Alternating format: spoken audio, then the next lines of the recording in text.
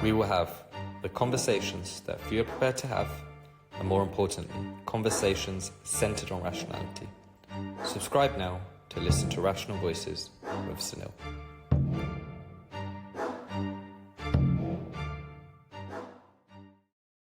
Katherine, good to be speaking with you again. Unfortunately, not on the basis of good news, in particular of what's happened in Australia. First off, how are you? Thanks for having me on again, Sunil. Look, I'm okay. I do have friends who live in North Bondi who I couldn't get a hold of on Sunday night, so that was incredibly distressing. I think a lot of people are very shocked. I didn't personally know anyone who has been either injured or murdered. However, there are a lot of Australians who are just in a fury, particularly at our leadership. I think this has really demonstrated the feckless, weak, insipid leaders who are in charge of our nation, who, instead of facing up to the elephant, the jihadi elephant in the room, they've decided to try and pivot the conversation to gun control, the far right, hate speech, and misinformation and disinformation, instead of concentrating on the two men who armed themselves, went to Bondi, which is regarded as almost a sacred space in Australian culture. And there are people who come from all over the world. There are families, young people, tourists who went to a place where they were having a Hanukkah celebration and literally hunted Jewish people. A little 10-year-old girl who'd come to Australia to seek refuge from the Ukrainian war, all the way through to an 87-year-old Holocaust victim. Absolutely abhorrent behaviour. Now, these two men, even had homemade ISIS flags that they left Wow. in their vehicle. It has now been revealed, it's a father-son duo. The father is an Indian national who came in and out on work visas. The son was born here and raised here. But we now understand from reports from the AFP that they did travel to the Philippines to an ISIS training hotspot. In delving into the son's background, he does have connections to hate preachers here in Australia. And, the fact that they were able to do this, and then we have our leaders try to make this about unrelated issues. People are they're furious. They're absolutely furious that this is happening in our country and that this has been allowed to happen because of very lax immigration policies, the anti-Semitism that's been allowed to flourish since October 7, where the authorities have done absolutely nothing to halt that virulent hatred from really taking root. Indeed, when I saw on the 9th of October in 2023, when they were still finding bodies after the massacre in Israel, and people took to the Opera House forecourt, a global iconic venue. They set fire to flags, they let off smoke bombs, and worst of all, they were screaming. The police tried to say, they were just saying, get the Jews. Anyone who listened to it would hear them say, kill the Jews, F the Jews, even gas the Jews. Absolutely disgusting. And not a single person has been arrested for that. They've been allowed to get away with it. They've also marched over our Sydney Harbour Bridge, 100,000 useful idiots for extreme Sharia. People were waving placards with Ayatollah Khomeini on it. There were everyone from Julian Assange through to elected politicians. My understanding is that the son, the Bondi attacker, whatever we want to call him, he was also there waving an ISIS flag. We've had 113 consistent weekends in this country of people taking to the streets screaming the genocidal phrase, from the river to the sea, occupying parks, occupying spaces that no one's allowed to set up, encampments on the weekend to peddle their genocidal views. So the fact that the government has not taken this in hand, has not arrested anybody, has not punished anyone, has not deported anyone for these abhorrent views, is the reason that this father-son duo felt that they could get away with hunting Jews in our city here in Australia. It's absolutely crazy and disgusting. I saw the Australian Prime Minister's remarks, and I honestly I couldn't believe. And when I first watched it, I was like, sure, this must be like an old clip. There's no way he could be connecting the far right and all of this stuff to what just happened. Before we go into all of this stuff, there's so many points there I definitely want to discuss further. What is Bondi Beach for people who are unaware? Where is it located, and why is it, like you say, a sacred place for Australians? So it's quite a long beach. It's near the city. And when I was growing up, it was a bit of a rough area. To be honest, a lot of pubs, it was almost working class, but it is an absolutely magnificent stretch of sand. The water is turquoise. There are at either end, there are sort of rock pools. Up the north end is a lot of families that go there because there's a beautiful swimming pool carved out of the rock. There's North Bondi Surf Club, and on Sunday morning, indeed, my own kids' surf club were at a surf carnival, and the North Bondi crew came all the way up the northern beaches. We have the Bondi Rescue Show, which is world renowned, with the Bondi Rescue lifeguards. And up the southern end of the beach, they have something called, the backpackers, which is basically a rip where we often see people who've arrived in Australia are completely enamored with the water, no idea how to deal with the surf, and they get in and they get taken out. But there's a lot of cafes and restaurants and markets, and there's a really strong local community. There's a lovely public school right near the beach. And people come from all over the world, backpackers, sort of wealthy people. There's lovely boutique hotels. It's a really, really special place. There's also a very big Jewish community. Up towards Bondi Junction, there's a number of synagogues, and those people are regarded as simply part of the rich tapestry of life in Bondi. So it's a very dear place to many Australians. And what exactly was happening before the attacks happened? So is it regularly Jewish people would celebrate Hanukkah there? Is that the regular yearly occurrence? Yeah, my understanding is they have a festival there. They have a gathering. There's food. There's tables. They had a petting zoo for the children. So this is something where they celebrate the first night of Hanukkah. So obviously here in Australia, it's summertime, beautiful weather. It doesn't get dark till late. Christmas lights everywhere. So people were down there enjoying the Sunday evening and celebrating with their families. And when did you first hear about the attacks happening in Bondi Beach? So very quickly, a friend of mine contacted me and said, my daughter's just texted me. She said there's an active shooter in Bondi, and she's raced home to her flat at Bellevue Hill, and she's, sheltering in place. So I immediately got on X, of course, because the news wasn't even broadcasting it. And people were already sharing videos. My friend sent me some videos that his daughter had sent him. At that time, nobody really knew what was going on, and he was even getting stories from his daughter, which wasn't correct, but people were of the view that there are active shooters in other suburbs around the area. Okay. So I contacted a friend of mine who lives in the area, who's actually ex-AFP, and said, what's going on? And he said, oh, God, I knew something's up. I'm in this pub at Double Bay, and, there's riot police and there's police everywhere. We don't know what's going on. Sky News here in Australia were the first to get the coverage going, so obviously stop their normal broadcast. But interestingly, the ABC, which is the government-funded, basically Pravda platform, were really slow to pick up on it, didn't have rolling coverage. Pathetic, absolutely pathetic. And is ABC similar to BBC UK? I'm just trying to think for UK people, is it similar sort of broadcasting?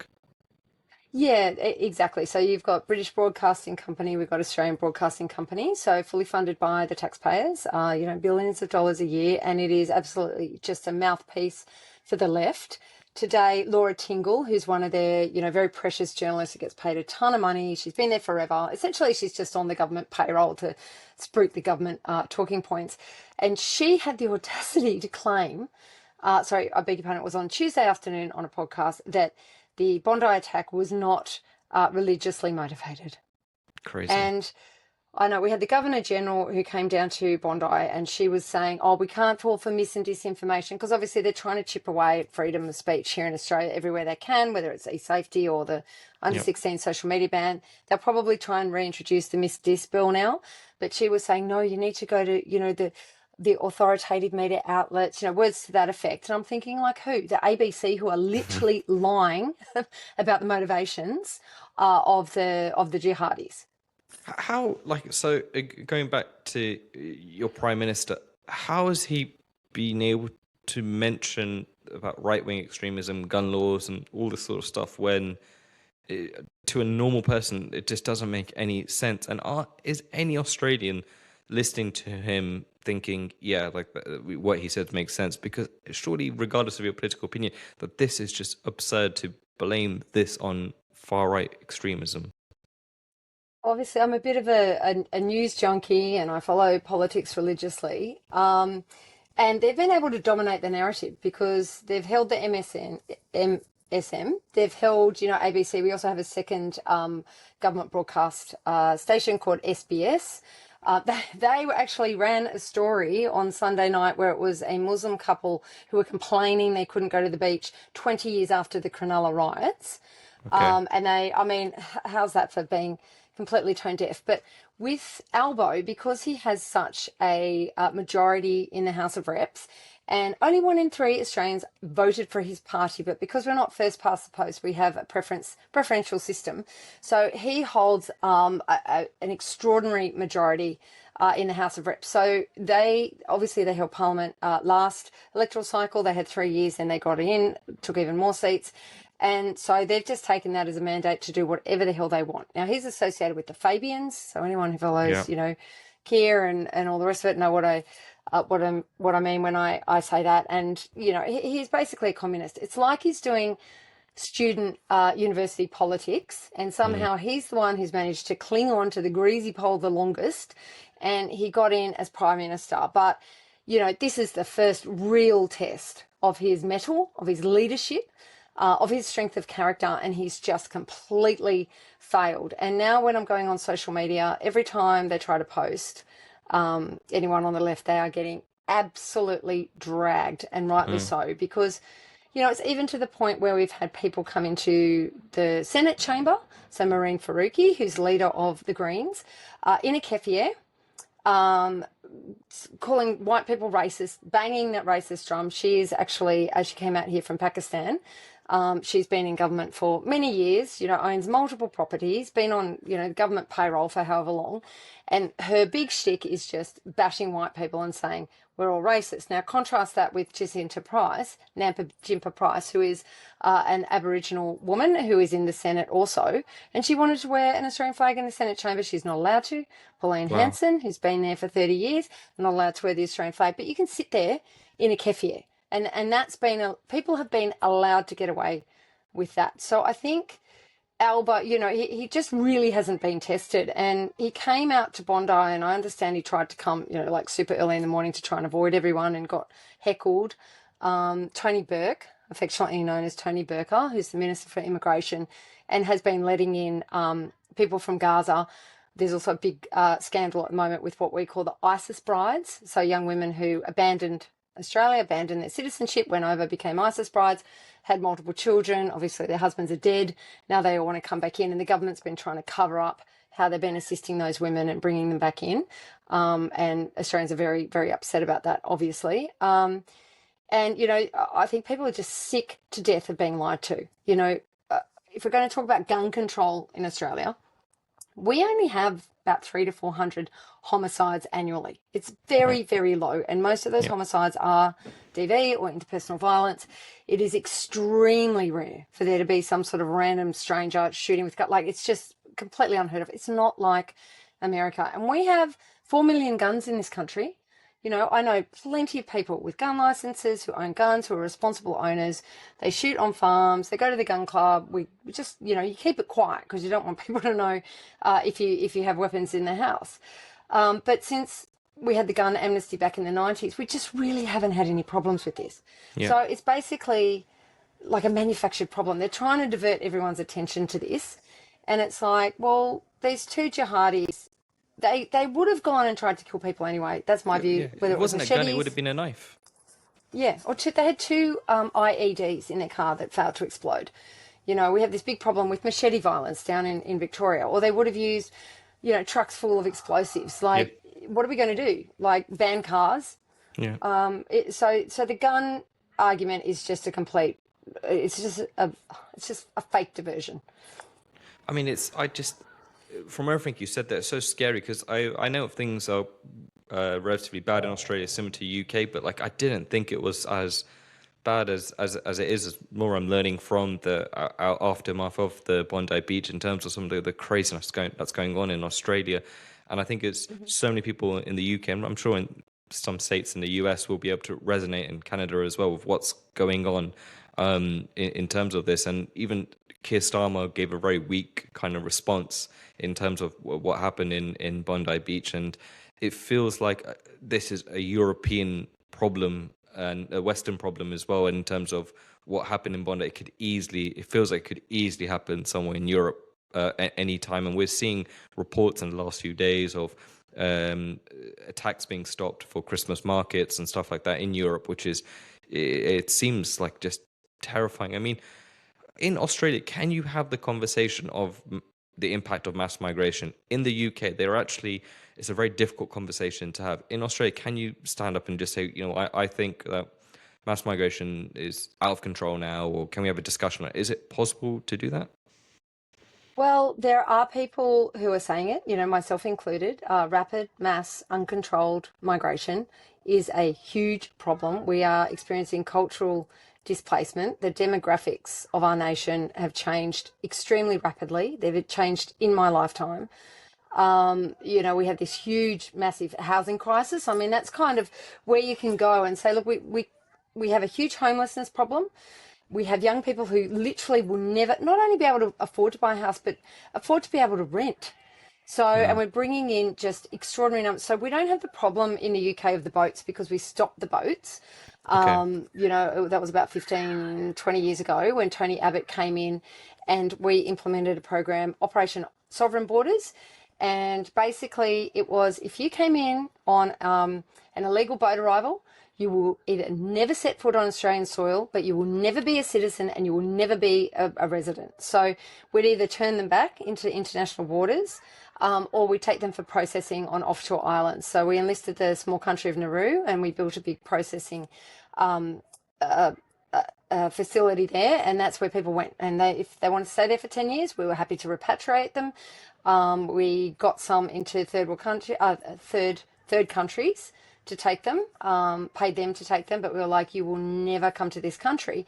But the problem now is that they're coming in on planes. So we essentially have an open borders policy with India where Australia now recognises Indian tertiary qualifications to be commensurate with Australian qualifications, whether that's law or engineering or medicine. So I think we can all understand the problems with that because it's very difficult to verify. Yeah. Then we also have people coming in on student visas. So we have these things that are referred to as diploma mills. So it's, you know, the very best Harvard, excellent college, and there's 5 of them all at some crappy little office in the back of some street in Sydney. And people are saying that they're doing some business diploma or whatever. And they come in and then they just disappear and they turn into DoorDash drivers. And also the family reunification. So we're constantly told, oh, we're bringing people in because we have a skills shortage. But the percentage of people who are actually coming here, it's less than 15% of the people, the intake, actually are skilled. So, you know, it's all family members. We're bringing in a lot of aged parents. So you can imagine the strain that's putting on Medicare and age pension. And people are just getting sick of it. Like the Australians, you know, like myself, who've been here for many generations, who are descendants of settlers and convicts. And we're being told by new arrivals, oh no, everyone's an immigrant. Just like we're all immigrants together. I've been here for like 4 years. I'm a citizen just like you. And you sort of think, you really create resentment in people because it's like, no, you should be acknowledged. You should be grateful to be here. You should be thankful to those whose blood, sweat and tears built this nation and at least acknowledge it. And if you're prepared to come here and work hard and embrace our values, absolutely join the party. But if you're going to come here and, you know, be racist towards us or be denigrating towards us and say, no, I'm here to just take all the opportunities and you're just a stupid white Aussie, it's creating the most appalling, like, social cohesion is fraying. It's awful. Yeah. And this has only happened recently. I was just going to ask, how long has this been? Because the India one makes no sense. They're a population of 1 billion. Like, how can you have that easy access to Australia? It makes no sense. You don't have the infrastructure. You don't have just the land capacity to have an agreement with a country that has a population of over 1 billion people. It makes no sense. And then to talk about the cultural difference, the divide, and absolutely, yeah, bizarre. Well, how long has this Yeah. been the case for Australia? Well, like, I mean, with respect to India, we have, I understand, over a million people of Indian descent here, either as like citizens or PR or whatever. Whereas in India, it's only 3,000 Australians. It's a Right, lot harder for an Australian to get citizenship to India. It has to right. be at least 7 years. You have to have some sort of ancestral tie. You can have something called, I think it's called overseas Indian citizenship, which is kind of like Yeah, a second level of citizenship that's a bit easier. But you cannot, if you aren't of Indian descent, you cannot serve in the parliament. You cannot serve in high levels of government. And here we have a race discrimination commissioner who is a person, came out here from India, became a partner in a very renowned law firm, so obviously successful, availed himself of all the opportunities, and all he does is sit there and talk about how racist Australians are. We pay him crazy. $400,000 for the privilege. It's just appalling. So yeah, it. Look, I think most Australians have always been, welcoming of immigrants, but it's just too many, too fast. So if you're going to go back into the history, so up until about World War II, it was about 99% Anglo-Saxon Celt, either Brits coming out or people descended from settlers convicts. But then after World War II, obviously mass displacement of people. So over the next few decades, it sort of became about 10% what we call Southern Europeans. So a lot of Italians, a lot of Greeks, people who came out to work on the Snowy Hydro scheme because there was work. That was a massive infrastructure project. And then those people would settle and they'd bring their families out.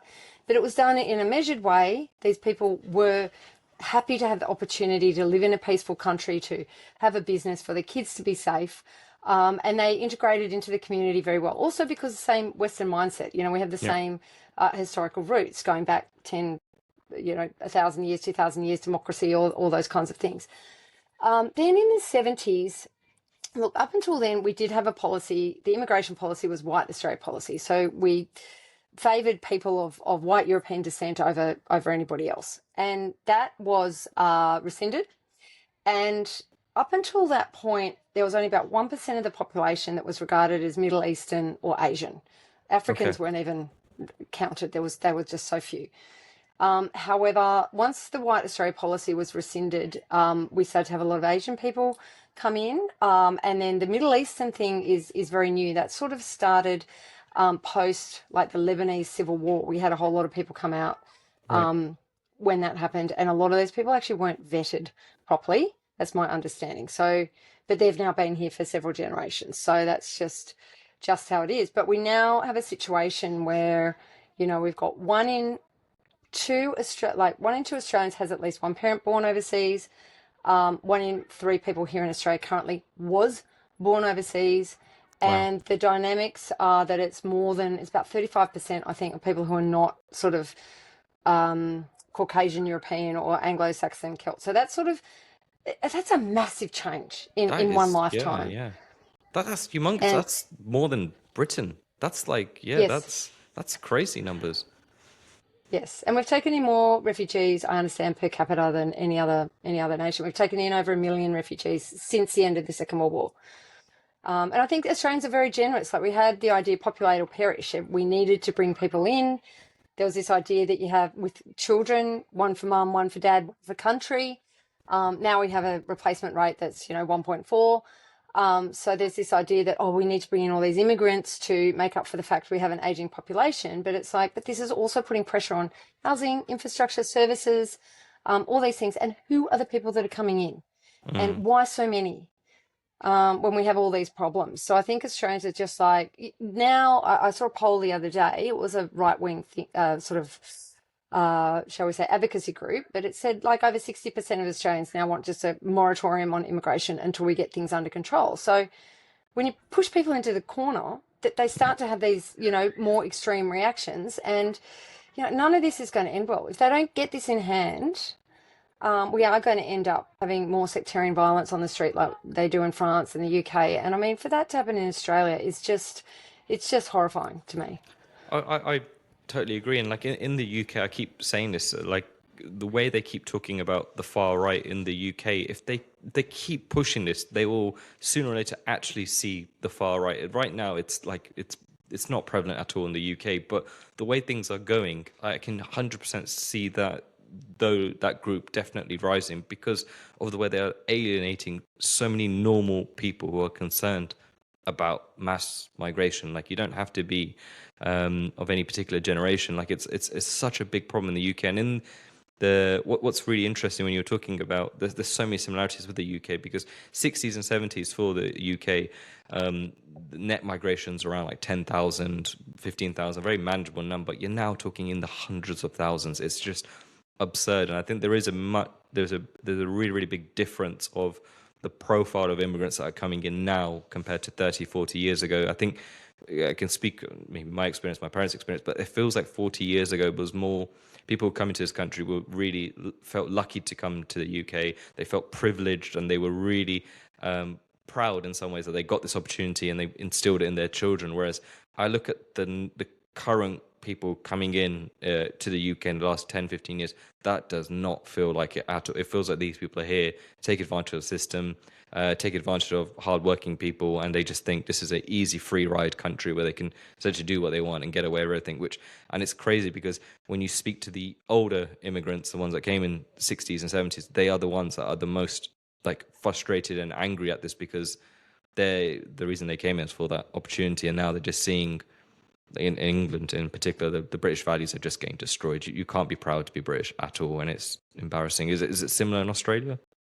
Yeah, look, and I would agree with you. There are people who come here who absolutely, embrace the Australian way of life with gusto, and they're more patriotic than some of us, that are born here. And indeed, those who are seeing this rapid, mass, uncontrolled immigration and people coming here who are not, I don't blame people for wanting to find a better life. But, the ones who have come here and worked hard, and then you see people who come here and just grift off the system, you sort of think, well, what's the point? But in Australia, yes, there has been like this real cultural cringe that has gone on for a long time, and saying, oh, Australia doesn't have a culture. And I think it's just been so ubiquitous, we sort of just didn't realise what we had. And a few years ago, we had an Australia Day where the big shop, we have a supermarket duopoly here, so it's Coles and it's Woolworths. And Woolies decided that they just weren't going to celebrate Australia Day. They were happy to celebrate Eid and Diwali and everything, and Festivus for Christmas and all the nonsense. And their CEO ended up, this was probably the main reason why he ended up being fired, because it was just like absolutely pathetic. They wouldn't stock any sort of Australia Day merchandise, and then, I mean, that was an example, but people were really annoyed. And then the following year, I did notice there was a real uptick in wanting to, like the Australiana, and wanting to celebrate Australia Day, which was great. But, my kids are at school, and we have, every time the Australia flag is up, there's 3 flags. So no other country does this, but we have the Australia flag, the Aboriginal flag, and the Torres Strait Islander flag. So Aboriginals are 3% of the population, Torres Strait Islanders, it's an island off the coast of Australia, there's like 40,000 of them. So I don't know why they're trying to divide the country, but also with what happens with the kids, with the school curriculum, rewriting our history, saying there was a genocide of Aboriginals, saying that we were invaded, the colonials were invaded. One of my kids came home with this sort of fanciful idea saying, oh, well, the Queen showed up and they had guns and they murdered all the Aborigines. I went, oh my God. I'm like, no, the First Fleet showed up. Many of them were not in the best condition. They had a mandate to set up a penal colony. Governor Arthur Phillip, who was, the governor of the whole expedition, he had a mandate to, forgive me for using this terminology, but that's what it was, make peace with the natives. And he did. He was very honoured. He had he was granted with an Aboriginal name. There was an Aboriginal there by the name of Bennelong, who was the emissary between the Aboriginals and the colonials. There were many Aboriginals who embraced some of the things that the colonials brought along. And I said, many of these people, the convicts, they didn't, like my ancestor was on the First Fleet and the Second Fleet. They came out here to the other side of the planet because they stole a coat, and they were in the hull of a ship for 9 months, and they got off, and it was a pretty grueling voyage. And, we just are hearing this really destructive narrative. It's that real sort of Bolshevik, are you good, are you, good or evil? There's sort of no nuance. And there's also a real lack of teaching kids the details with these, indeed teaching adults. I listen to some people talk about our history, and I mean, there's a few examples I can give. I can get into the weeds, but we might not have enough scope in this conversation. But where people, the double dissolution that happened in the 70s when Parliament was dissolved, the Senate and the House of Reps, and because it was a Labor government, the lefties are all yelling and screaming, going, "Oh, it's the foreign head of state, the king, the queen, who shut us down," and blah blah blah. And it was like, no, they were having a fight over a supply bill, the bill that allows the government to pay their bills. And they went back and forth through the houses. And then because they couldn't get it done and government was non-functional, the Governor General, not the King or the Queen, called for a dissolution, and they had a general election. There was no bloodshed. Constitutional crises usually end in bloodshed. And the other side got in. And business continued as usual. The system worked as intended. But when people don't understand that and they just think, "Oh, you kicked out Labor, you're all, it's the King telling us what to do," it's just wrong. And it's because they're not educated. Yeah, they're not educated, and I think they're not understanding that social norms were completely different 100 years ago than they are now, and you can't apply today's standards to things that happened over 100 years. It's a stupid argument. But why do you think? Because again, this is just across the West in general. It's happening in the UK where they are rewriting UK history. Kids are being taught about how bad the British Empire was, how all the awful things it does. It never mentions the fact that it brought democracy to the world. It doesn't talk about how it abolished slavery, anything like that. It's all just overtly negative. It will never say anything positive about Britain's history. Why do you think that's happening, in particular in Australia? Why do you think there's such an appetite to rewrite and almost be self-destructive towards Australians? I know, it's a real self-loathing. I don't know. I think it's, the long march through the institutions. I do think it's, that sort of socialist Bolshevik mentality. People who just aren't very well educated. They don't, for me, I mean, like the Second World War, the First World War. I mean, my great-grandfather went off to the First World War and he came back with shell shock and had alcoholism, and it's sort of, we still feel the effects of that. But maybe for kids younger than me, the millennials or the Gen Zs or whatever, they don't, talking about your great-great-great-grandfather is not of interest. So maybe sort of it's so in the distant past, they just don't realise. And I don't know, like that shame, I think we've just taken it so for granted. I mean, half the world doesn't live under the rule of law. It's just, it's tribal law or it's feudal law or, it's just a war-torn zone. And I think we've just been so privileged. We really haven't had a lot of adversity in the UK or Australia. I mean, we've had austerity, we've sort of had recessions and so forth, but we haven't had anything like a world war. We haven't had war on our doorstep. In Australia, we haven't had guerrilla fighting in the street. So, I find that when we talk about, what the damage that woke is doing and the Bolsheviks or the communists or whatever you want to call them. But then when you talk to people in like Hungary or Poland or people who grew up behind the Iron Curtain, Venezuela, Chile, for example, and it's still within their memory or their family's memory, and they know what it's like to live under an authoritarian regime. They know how quickly things can fall. And we just don't. I just feel like we've just been so privileged. We just think that the halcyon days are going to continue. I mean, it's scary to see what's going on in the West. I feel like when Trump won, I saw so much stuff, and I kind of started to believe it myself that this is the end of wokeism. We're starting on the downward trajectory. But now, after the events in Australia and still the way UK and Europe are acting, it feels like it's definitely not dead. It still feels very much alive, and it's worrying that I hope many Brits can open their eyes to see what's happening to the UK, and I'm sure it's the same in Australia. I mean, maybe one of the potential positive things from this horrific attack that's happened in Australia is it's almost a wake up call for like other Australians. Like, just this is just like crazy what's going on there. I mean, what has been the reaction from people who to the attacks? Obviously, I can imagine very emotional initially. But is there people like that you're obviously doing it? Are there other people who are connecting the dots and saying, we seriously have to look at our immigration policy because it's just not working? That's correct.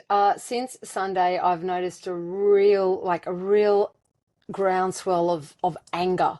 And when they try to feed us, as I said, their usual bullshit about, gun control or hate, or we've got to do hate speech. And, we've just sort of had this fight over the under 16 social media ban that people are starting to realise is actually just a bit of an entree to bring in more censorship and more control in the digital arena. And people are starting to realise what is actually going on. And I think seeing how weak and ineffectual and our leaders are, and how hypocritical they are, and the fact that these people shouldn't have been here. The father certainly shouldn't have been here. I'm not going to blame ASIO, and I'm not going to blame AFP or the cops, because my husband's an ex-copper. They are under-resourced. My husband said for years, you can't blame the police, they're not properly trained. He's like, we need to pay them properly. We need to pay them a really enticing wage, not just sort of, 80K a year where they're putting their lives on the line all the time. So I'm certainly not going to blame them. But with respect to the leadership who have just allowed this virulent hatred to flourish and just pretending, oh, nothing to see here. No, we're tolerant, we're inclusive. And it's like, well, we now have 15 people brutally murdered. So you can't hide behind these platitudes anymore. And there's a party here, which I'm sure you discussed, with maybe some of your other Australian guests, but it's One Nation. So I am still a member of the Liberal Party, which is, I suppose, your version of the Tories, so to speak, but they're not doing particularly well. They're getting smashed. But there is this party called One Nation, led by Pauline Hanson, and she has been talking about the problems of immigration since the 90s. So, they even tried to put her in jail. She was originally with the Liberal Party, but they disendorsed her because she made comments about immigration. And she has held to that line all these years. She's in the Senate. She's held the line on transgenderism, on the climate scam, on all these things. She's been right all along. And I think people are starting to wake up to that. And her numbers are now going through the roof. Like, she is nipping at the heels of the Libs. And interestingly, it is, it's people like my husband, Gen X men who are being demonised for being white, who show up, who, go to work to feed their families, who are not being listened to, who are being told that they're bogans or racist because they love their flag, because they love their Australian heritage and culture and so forth. And it's those blokes who've really had enough, who are gravitating towards One Nation. So I don't know if this is going to be like a reform moment, possibly. But like with Bondi, when Albo showed up, he was booed. When Tony Burke showed up, he was booed. When Pauline Hanson showed up in the daylight, she wasn't skulking around. She was cheered, and the crowd was shouting that I love you, Pauline. So I think, I think people are waking up. I mean, it's admirable that when somebody sticks to their principles and values, and I think that's something that I think the example in the UK probably for one is definitely, well, this is probably my unpopular opinion, is Tommy Robinson on this, where he's talked so much in particular on grooming gangs, for example, just on that specific subject. He's been demonized his whole life just for, in particular, that I'm sure there's other mistakes he's made, definitely, but that on that particular one, he was right about it, and so many people covered it up in the UK. And so I think it's always admirable when somebody sticks by their principles. I mean, I know about Pauline Hanson in terms of just following Australian politics over the last 10, 15 years. And I've definitely been surprised. I've seen her a lot more sometimes in British news. There's obviously, naturally, it's always going to be negative with BBC and places like that. But do you kind of mentioned it there. Could this be like the reform version. I'm sure there's some similarities and some differences, but is there a feeling that they could be a serious party that could compete in the next election? I think they got up to 4 senators this last time, and once they hit 5, then they qualify as a party, and then all of a sudden you start to get you accrue all these other benefits. They've struggled to get people into the lower house, which is obviously where the government comes from. I mean, I don't really know where it's going to go. Like, we're sort of always wargaming situations with my friends. It's like, well, are they going to nip on the heels of the Libs, and is there going to be some sort of alliance between the Libs and One Nation because they just have to? Otherwise, we're just going to be letting Labor, Greens, Teals dominate. But I do know, I mean, Pauline Hanson has said to me herself, she would never want to have an alliance because the Liberal Party have been so atrocious to her over the years, which I totally understand. But then I go, and the Libs, the Libs. How do I even explain this? So you've sort of got the Conservative faction, which I'm obviously a part of, and then you've got the moderate or the bedwetting moderates, and they're basically like Labor light. Yeah. So the Libs really need to have a come to Jesus moment and figure out what they're about. But they just voted in like a new leader in New South Wales, Kelly Sloan, and unfortunately her response to this whole Bondi situation has been quite insipid, and that is actually her electorate. You know, she wrote some article in the Daily Telegraph, and I was very disappointed because she wouldn't even name the problem. It was just all, you know, hate speech and unity and come together. I'm like, oh my God, this is such an opportunity because everyone is sledging Labor, but they just seem to be in that situation where they'd rather lose and be the opposition than win and allow, you know, the Conservative faction to be more powerful in the party. So I think it's going to be very interesting couple of years. But Pauline's also brought in a new politician. Well, he's a very established, well-known politician who's been there for many years, Barnaby Joyce, who was a Nationals MP up in one of the regional areas. And he's had some ups and downs, but he has now shifted over to One Nation, and he's going to be running on the Senate ticket for New South Wales. And a lot of city people don't understand the attraction with Barnaby. I know him and his wife personally, and I just say to people, like, his electorate love him because he stands up for them. A lot of people in the cities don't understand what it's like in rural, regional and remote. It is a different world out there. And he very much fights for his people. So he is very, very well respected. And it's kind of like, you can't just demonise him as being conservative or right-wing or whatever name you're going to throw at him, because he's actually out there doing the work and fighting for his people. Whereas you guys are all sitting here talking about like DEI nonsense and climate scam and, you know, like my member here, I don't know, she's been there, she's in her 3rd term, and because she's on the crossbench, she has done nothing of significance in this electorate. This is probably one of the premier sort of wealthy electorates in the country. It's always in the headlines when we have the elections. But because she's just a teal, she's not in the party, she's not in government, and we've had prime ministers and so forth. So we're used to having investment and infrastructure, and we're used to having a voice in Parliament, and she has done nothing. So I don't know. I think people are starting to wake up and get annoyed because nothing's getting over the line.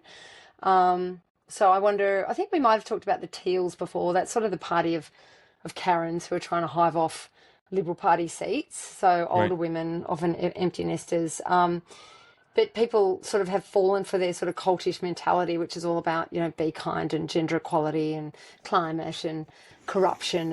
And anyway, they've ticked all those boxes. They've gotten all the legislation through, and it's like, well, what are you going to do now? Because you're sitting on the crossbench and you can't do anything. So I wonder if maybe they've had their time and people are just going to get sick of it because their electorates aren't being looked after.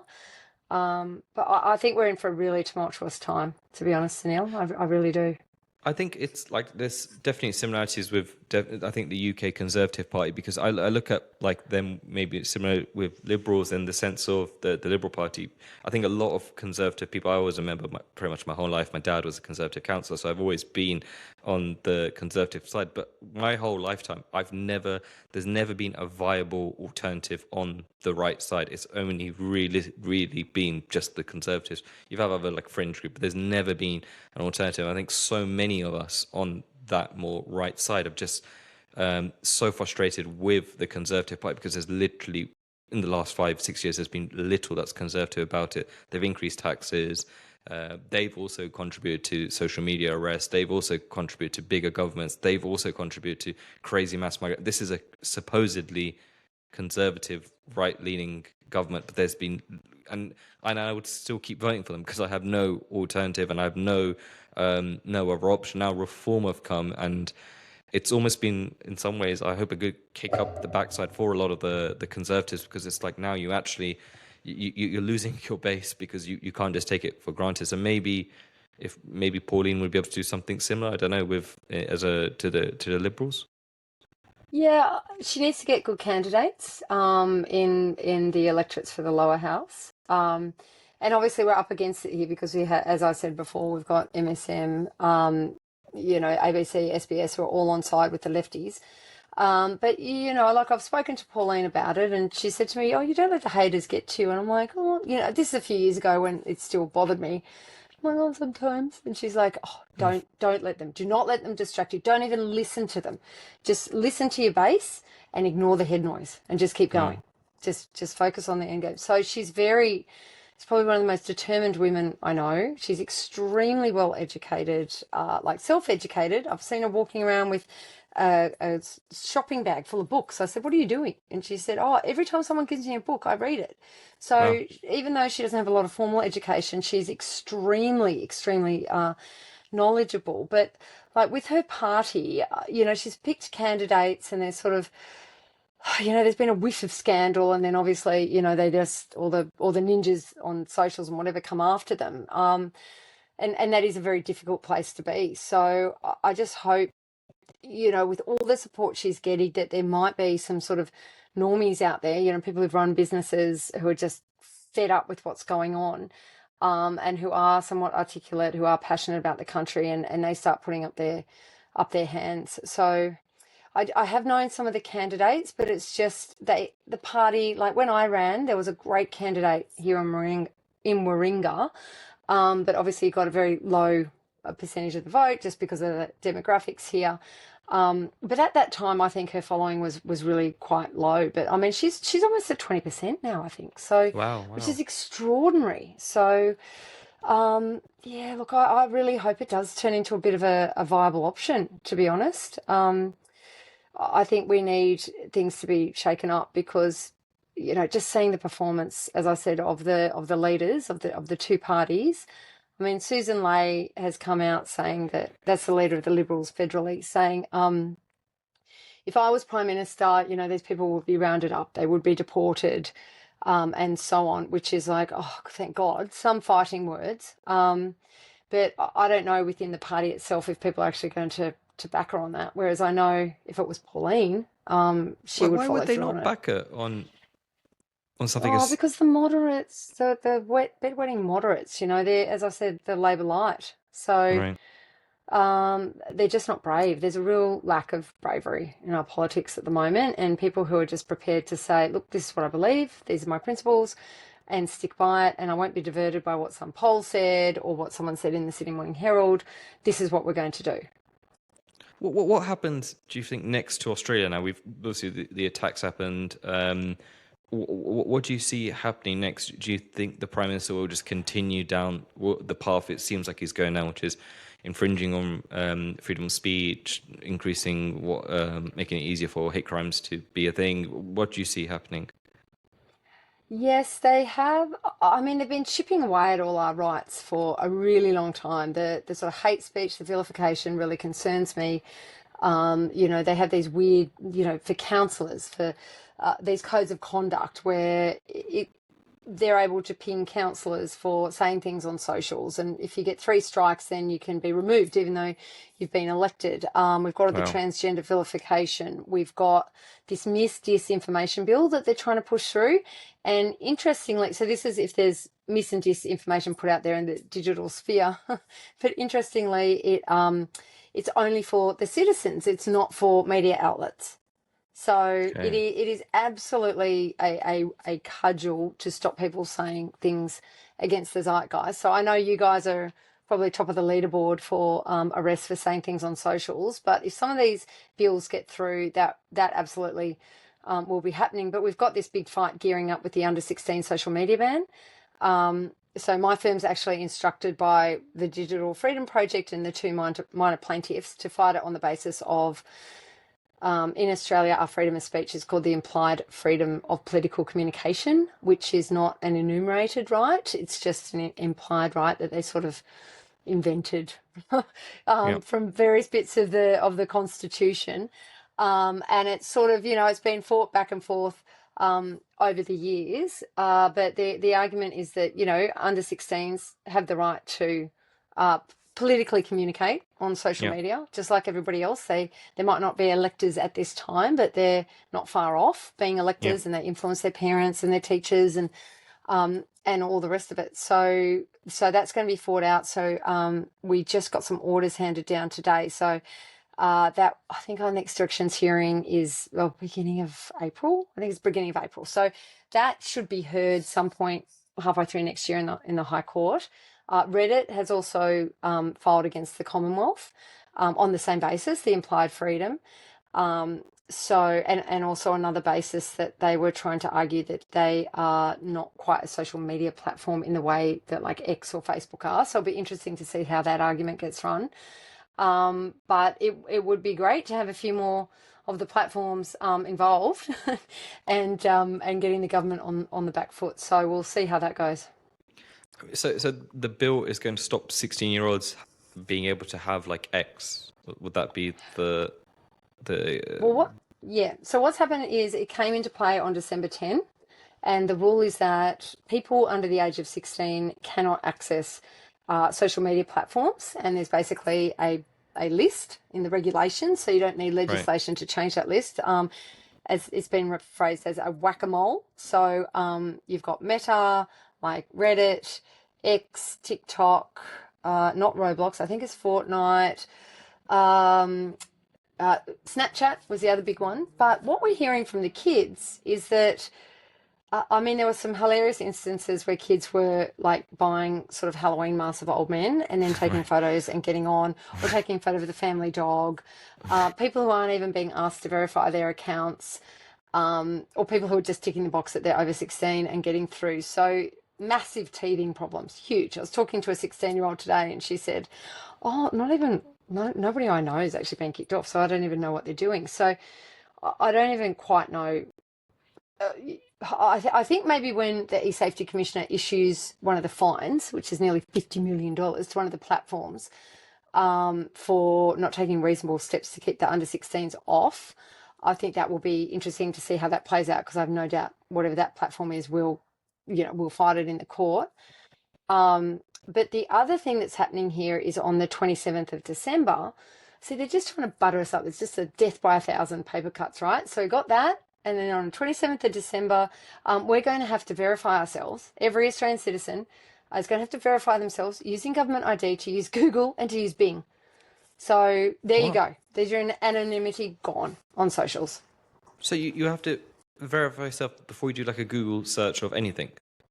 Yeah, if you have an account on Google or you have your Gmail, you're going to have to verify yourself. And they've just snuck that in. Yep. Wow. So I mean, so this they'll is be able literally to track everything we can do, like a social credit system in China. So this is you say literally something. socialism. Like, this is so like crazy. I mean, I keep saying this like on this platform. I feel like almost one of the most successful things that the far left and like socialists have done is reframe that is like as if they're middle grounded. I'm sure it's the same with your prime minister, as the same with Sakir, where people look at him, or I just don't understand how people do, but definitely people in the UK look at him as like a moderate person on the left. And every time I always think, wow, that's the most successful framing that anyone's done, to think that this is extreme left-leaning ideology, like very extreme.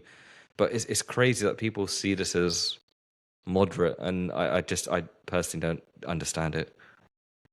I don't either. I look at Keir Starmer. I mean, he was a human rights lawyer, enamored with the EHRC. And now he's turning around. He flip flops all over the place. Like the man Yeah. doesn't stand for anything. But No. my understanding is he's extreme at this point. He's very, very hated. Yeah. Oh, yeah, yeah, yeah, Um, yeah. He's deeply unpopular. Like he is. I can't give a comparison with your prime minister, but like his approval ratings at the lowest there's ever been for a prime minister. I think there's almost no chance he will be the leader of the Labour Party before the next election. I'm sure they'll change, put someone else in closer time. But he is deeply, deeply hated. And even like now in the UK, there's such social unrest where Labour MPs are all banned. There's like 250 pubs in the UK, and there's more that are signing up literally every hour that are banning Labour MPs from coming into their pub. It's getting crazy in the UK. But I think he's been exposed quite a bit. But it'll be interesting. Maybe this Bondi Beach will be the moment for your current prime minister where he's really, really exposed. I mean, what's been the international outreach? So have you seen other leaders comment on what's going on in Australia? yeah, so obviously people offering their condolences for a start, but I think there has been criticism. The Americans have criticised the response, and obviously because they're weighing on about gun laws, and we know how the Americans feel about that. But I think it was Tulsi Gabbard who put out a very harshly worded post, just basically saying, all the Australian politicians and authorities who've allowed the virulent anti-Semitism and Islamic extremism to just take root in our country without, with just I don't think you understand, like people understand what it is like every single weekend to have people, they're all in black and the men with the big bushy beards and the women in their black hijabs and this mass of people screaming from the river to the sea, in Melbourne and like what's happening down there. It honestly looks like, and in Sydney as well, but Melbourne's a lot worse. And they riot, they burn things, they burn flags. It's like being behind the Iron Curtain. Melbourne used to be a great city, and the place is a complete shithole. There's druggos. It's like the street furniture's dirty, the street's dirty, everything's dirty, nothing works. They're in massive debt. And I don't know. We sort of look at that and just think, how can this be happening to Australia? So I Mm. think because it's sort of gradually, and we're also getting, there's situations where on Fridays you're getting, these mass outdoor, let's take a show of dominance, let's all pray in a park. And that would never happen within Australian culture, is to go in and just dominate a public space so nobody else can use it. Like Mm. here, we love our permits. We love having to, if you don't have your permit, you get a fine, blah, blah, blah. And you have thousands of people just showing up and taking over these massive public spaces. To my mind, a show of dominance. And I think, countries that are further along with this situation, like in the UK, sort of are going, Australia, like, what are you doing? You're a Yeah. couple of years behind us. You need to get this in hand.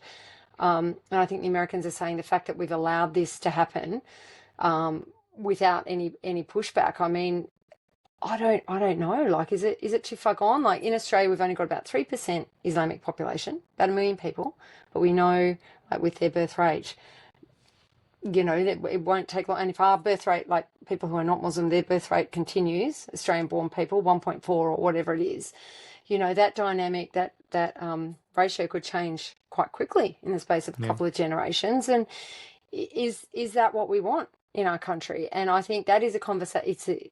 It's going to be a very hard conversation. There's going to be violence. It's going to be ugly. But I think we owe it to ourselves to say, what is the Australia that we want to, what do we want Australia to look like? In terms of multiculturalism, how do we want it to work? How many people can we actually cope with in this country with the Yeah. housing crisis and all those things, and have a genuine sort of rational, facts-based, data-driven conversation, and say, what do we want Australia to look like? And it's not just the lovies in metro area going, yay, just multiculturalism and let's have everyone and be kind, because it's not them in their, Harbourside suburbs who are taking the influx of all these immigrants. So I think this conversation really needs to be had, and it's just going to take some very brave politicians, and in the major parties, not just the people on the fringes. But I think with what happened on the weekend, Australians are very angry, and they're certainly waking up to the fact that they're being let down by their leaders. You say it may not affect the suburbs, but they may not affect them yet. And the reason I say that is because in the UK, it is now affecting suburbs. I see these riots and not riots, but protests that have started creeping into the suburbs. And it is like, it's happened in places. Like if you told me this would happen 5, 10 years ago, I'd say there's no way that that kind of protest would exist in towns across the UK, but it does. So it's crept. It was, you could argue, just a London, Birmingham, Manchester, big city problem, but it's now crept into suburbs because the population is drastically changing. So it is creeping. So maybe people in the suburbs may be thinking, oh, it's not going to affect us. Yeah, it may not affect you now, but give it a few more years, then it very likely it will. So I'll be fascinated to see like what happens. And I think the West in general have got this so wrong in terms of when it comes to this level of extremism. I mean, this places like Saudi and UAE and countries in the Middle East who ban so many of these groups that they're not allowed in their own countries, Islamic countries, but the UK, Europe, US, Australia don't have the same the same just what's the word? They don't have the same capacity to sit there and make the same decisions. It's absolutely bonkers. I just don't get it. Well, I think, we're still in that mindset of, all cultures are created equal and we have to be welcoming to everybody. And, I guess in cultures like, in Saudi Arabia or whatever, they've been fighting with these people for thousands of years. I mean, Yeah, I think it was, some woman with a Palestinian flag who tried to hold it up in Saudi, and just the cops all jumped on her, bundled her up and took her away. Like they don't yeah, stand for it because they've been putting up with these people coming in and causing chaos and violence and the extremism and all of that. And I know countries like Saudi and the UAE and what have you, I mean, the oil's not going to last forever. So they've realized we need to pivot to being welcoming to, to business and tourism and technology and have all these other revenue streams. And they're like, so obviously extremist religion is not compatible with this. Westerners yeah. won't want to come here if we're acting like this. Whereas here in the West, I just think it comes down to like a lack of imagination, a lack of understanding. Like we've just had it too good for too long. And now, Gad's sad with his suicidal empathy. Like we're just in that mindset. But look, I think to your point, people in the suburbs waking up, like for example in Melbourne with all the machete violence down there, which is being inflicted by kids who are of African appearance, young men of African appearance. So people are leaving Melbourne. They're going to Brisbane, or I think a lot of them are bypassing New South Wales and going straight to Queensland. But big problems down there, and also like with the housing situation, and not just lack of housing, but communities where it's been just sort of nice, ordinary suburbs, and now they're coming in and going, we're going to knock down these 4 houses and just build a 50-story block of flats. And Yeah. it's going to be people from a completely different culture, but we're all inclusive here, and you're just going to have to get on. And it's like, well, that just doesn't work. When you sort of, Yeah. it's all by fiat. It's got to be gradual. You've got to have buy-in from, the people who are already here, and they're just not doing that. So I think many Australians are saying, also cost of living. They're just starting to, life is getting harder and harder. And they're like, Yeah. well, what is causing this? And we need to talk about it.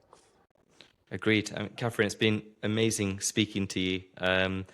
As per last time, the same closing ritual, I have to ask you for an unpopular opinion that you have that you think should be popular. Well, I think we've covered a lot this evening. We've covered a few that would get us into trouble. But I think, with respect to the replacement rate, I think that we need to make being parents, being a mother, being a father, being married cool again, make family life cool again, make being in your community cool again, because that, I think, is what gives us, joy and hope when you have the next generation, and really extolling the joy and virtues of being a parent. I know we've talked all doom and gloom and all the rest of it, but we have to have hope, and the future generations are our legacy, and that would be the one thing that I would like to see people talk about. Amazing. That's a nice positive way to end the podcast. Thank you so much for your time, Catherine. You're very welcome, Sunil. Thanks for having me.